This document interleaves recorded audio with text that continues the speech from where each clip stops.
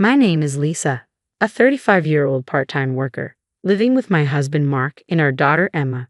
Mark works in an office and Emma is in first grade. We purchased an old single-family home and are still paying off the mortgage together. When Emma started elementary school, I began working part-time. Mark is the eldest son, but his younger sister Nancy married before us and settled somewhat comfortably in their parents' house, living with their father. My father-in-law seemed open to anyone taking over the house, except Nancy, who claimed it as hers, stating, "I'll take care of Dad, so I'll take the house." When Nancy got married and moved into her parents' house, her mother had already passed away, leaving her father in good health, so she didn't have to care for him. The house was large, and I remember being surprised when I first visited it before getting married. It had a splendid gate and an expansive plot of land, which made me ask Mark, "Could it be that your parents are wealthy?" During our dating days, Mark never gave the impression of being wealthy, but the grandeur of his parents' house was quite a shock. Mark denied it, but the interior of the house was equally impressive, surprising me even more. According to Mark, his grandfather had been wealthy. The family faced financial difficulties during his father's generation. He chuckled, explaining that while the house left by his grandfather was large, it was old and uncomfortable to live in.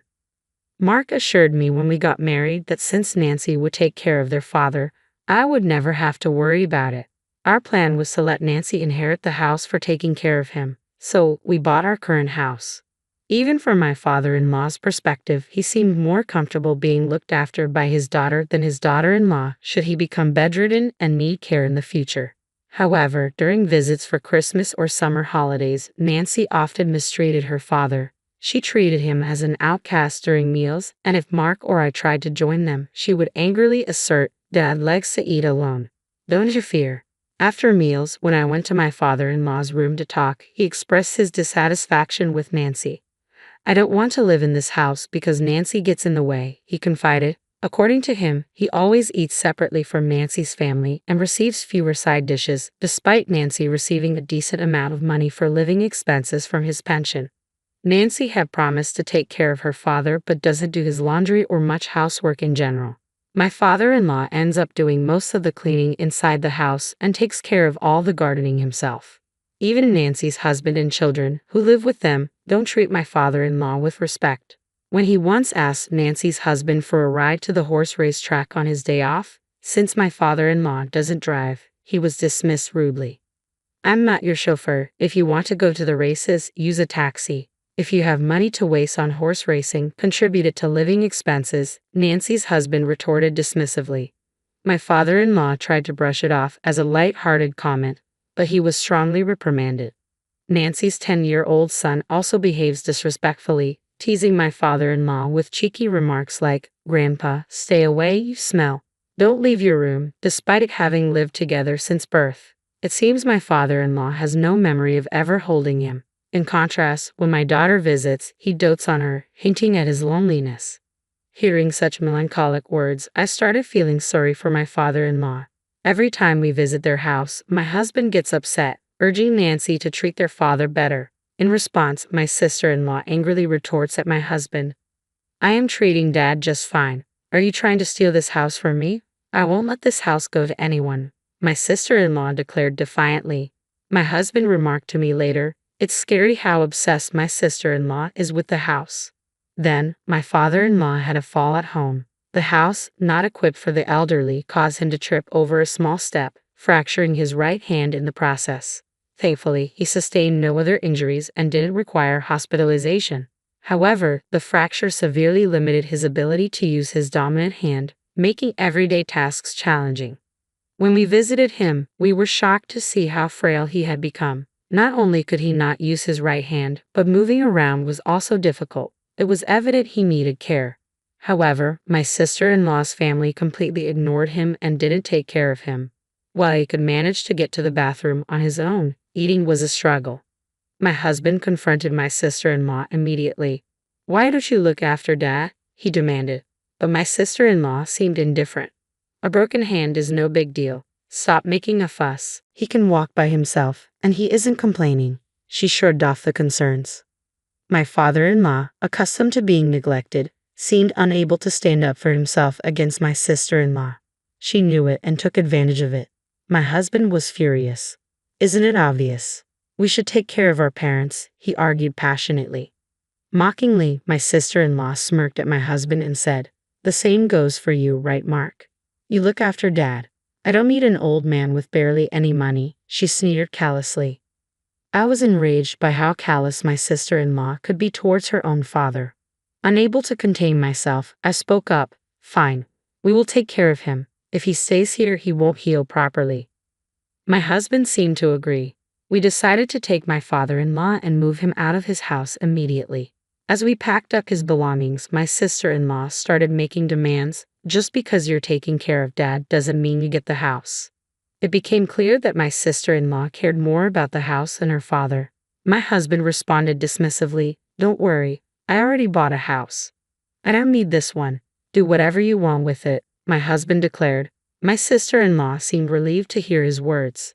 As we prepared for my father-in-law's move, neither she nor her husband offered any help. Instead, they keenly searched through his belongings, hoping to find valuable items they could convert into cash. It was clear they had been benefiting from his pension, and with him gone, that would soon end. However, they found no treasures to exploit. When my father-in-law left his house, neither my sister-in-law nor her family bothered to see him off. Their coldness was striking. Upon arriving at our house, my father-in-law seemed to brighten up.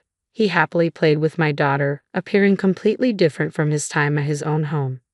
We gave him a room that wasn't being used, but since the move was sudden, we hadn't made any preparations. If we had known earlier, we could have renovated, installed handrails, and removed any steps. I apologized to my father-in-law.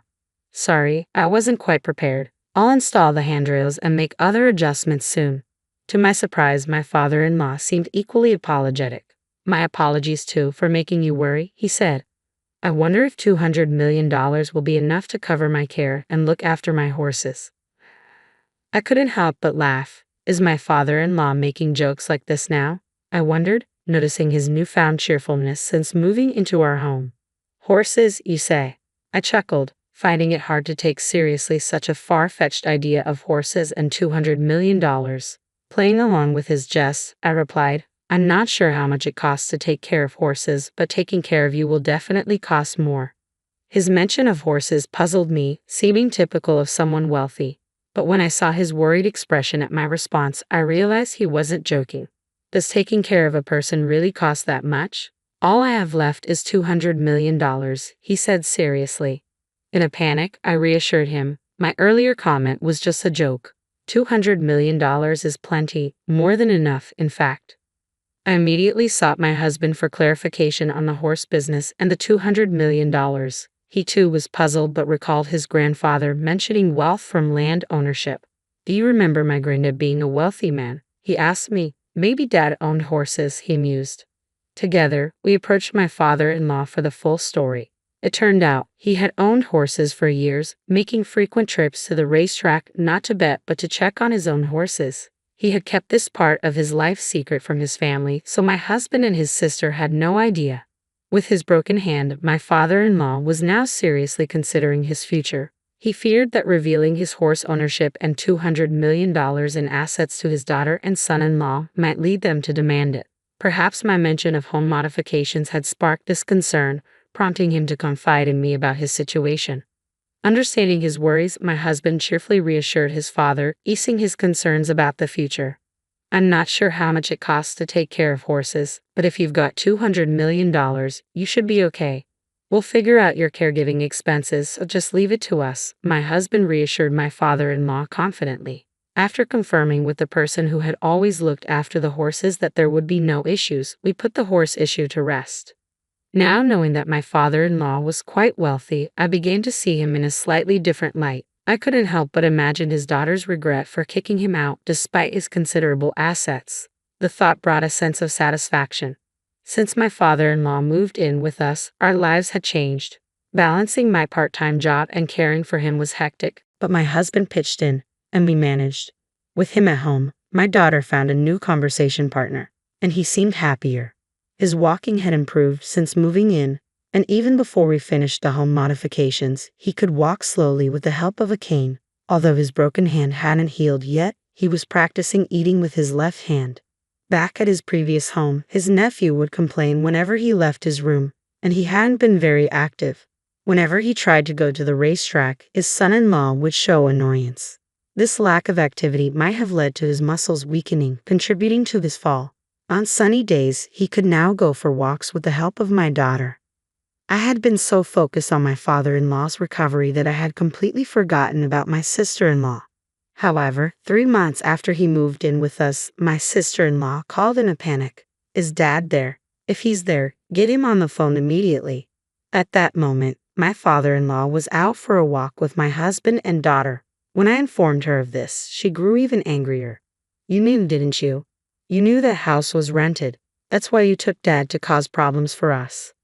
I couldn't grasp what my sister-in-law meant. She seemed to be suggesting that their house was rented, but she had always boasted that it was theirs, even if the property was still in my father-in-law's name. Calling it a rented house didn't add up. As I struggled to respond, my sister-in-law grew increasingly heated. "Some guy claiming to be the landlord of our family home showed up," she continued angrily, saying I'm behind on rent and that I need to either pay up or get out. Confusion swirled in my head. When she mentioned the landlord of their home, I wondered if my father-in-law had gone to collect rent from my sister-in-law. Just then, my father-in-law returned. I quickly explained the situation and handed him the phone to answer my sister-in-law directly. With a hint of anger in his voice, my father-in-law addressed the daughter who had driven him out of his own home. "Weren't you informed that the house was rented? That house belongs to the company where my father was the CEO. I had been paying the rent until you kicked me out," he explained calmly, yet with a hint of detachment. My sister-in-law, sensing his anger, shouted back through the phone, "I haven't heard anything about this. I'm coming over right now, so wait for me," my sister-in-law declared over the phone. About 30 minutes later, she and her husband arrived, their faces flushed red with surprise at seeing my father-in-law walking on his own. However, there were more pressing issues at hand as my sister-in-law erupted once more. "I thought the house and land belonged to you, Dad. Did you deceive me?" she accused. Grinning at her, my father-in-law calmly responded, "I didn't deceive you. I just kept silent because of how harshly you've been treating me." His comment left my sister-in-law speechless, prompting her husband to intervene. "Setting that aside, can you please hand over the rent? If you don't, we'll be kicked out of the house," he pleaded desperately. "Why should I pay rent for a house where I'm not living after you guys kicked me out? Don't you think that's a bit too much to ask?" My father-in-law countered, laughing off the request. Unable to argue with his reasonable statement, my brother-in-law fell silent. It was then my sister-in-law spoke up again. "Dad, were you planning to deceive us from the beginning, pretending to be injured? You seem far more energetic than when you were living with us," she accused. Stepping in to clarify, I interjected, "That's because he's been doing daily rehab exercises, practicing walking and training to eat with his injured hand." Adding to my explanation, my father-in-law nodded sagely. "I think being kicked out by you guys was a blessing. Ever since I came to live with Mark, we all eat together, and I'm never treated like a nuisance." My sister-in-law and her husband fell silent, jaws clenched, upon hearing this. Just then, my daughter innocently chimed in, "Grandpa, your horse is going to race in the next horse race, right?" Grinning warmly, my father-in-law replied, "It'll be in this Sunday's race. Why don't we go watch it together?" Excitedly, my daughter ran off, but my sister-in-law and her husband seemed to grasp the implications. Hastily, they asked my father-in-law, "Dad, do you own a horse? Are you a horse owner?" With a smug look on his face, my father-in-law finally admitted, "I kept silent because I figured if I told you about money, you'd just take it." Talking about horse racing always gets your husband frowning. My father-in-law's previously jovial face turned stern. His intimidating expression sent chills down my spine, and as he slowly began to speak, the tension in the room grew palpable.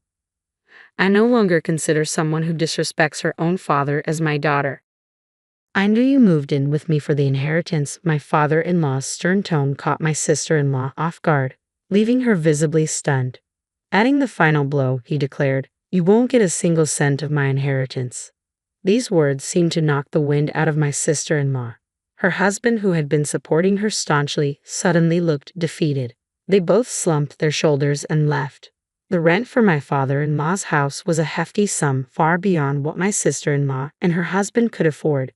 Inevitably, they had to move out. I had no idea that my parents-in-law's house was rented, and neither did my husband. He later confirmed it with his father. After moving out, my sister-in-law, who had been careless with money, suddenly found herself in a financial crisis. Their habit of splurging continued, and they started relying heavily on credit cards, which only led to mounting debt. I heard they moved in with her husband's parents, but I don't know much about what happened after that. On the other hand, things have been smooth for us since we started living with my father-in-law. His broken hand healed well, and his legs and hips grew stronger to the point where he could manage everything on his own. He's now so energetic that he even goes jogging with my daughter. He's like a different person from when we first moved in. Since this incident, my father-in-law has been discussing various things with my husband and has started planning for the future, including drafting a will. I'm not sure what's in the will, but I assume he's arranged things so that his daughter won't inherit anything. What made me happiest was when my father-in-law paid off the remaining balance of our home loan. We still had nearly 20 years of payments left, but I'm grateful that he paid it off ahead of schedule. With the loan fully paid, my father-in-law is now considering renovations to make our home more accessible. He talks about his plans with a smile, but I don't want him to talk about becoming bedridden anytime soon. I want him to stay healthy for as long as possible.